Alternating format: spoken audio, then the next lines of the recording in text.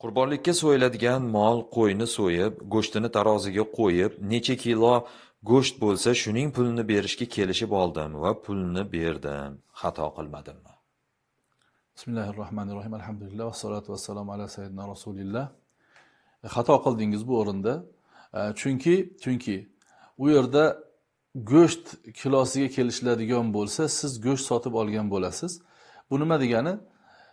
Qo'y so'yilgan vaqtda sotuvchining mulkida bo'ladi.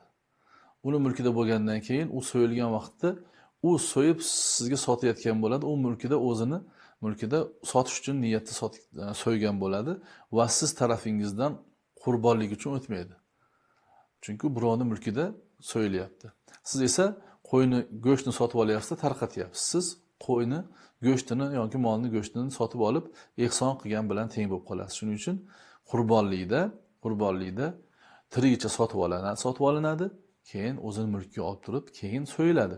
Shu joyda xalqimiz, mo'min musulmonlarga bir narsani, ulamolarning bir nasihatlari bo'ladiki, ko'plab ulamolarimiz mana shunday fikrdalar.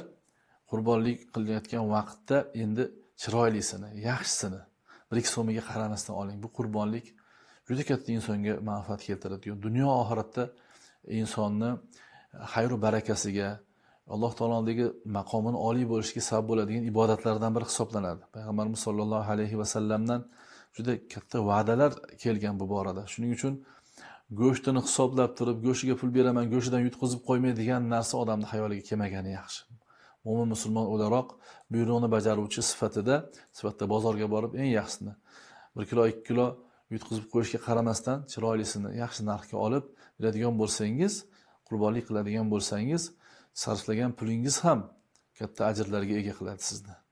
Qurbonligingiz ham katta bo'ladigan bo'lsa, qancha katta bo'lsa, hatto payg'ambarimiz sollallohu alayhi vasallam tushuntirish uchun aytadilarki, qurbonlikning manfaati shunchalikki, qanchalik katta bo'ladigan bo'lsa, qurbonligingiz sizni pul Sirot ko'prigidan olib o'tib ketadi.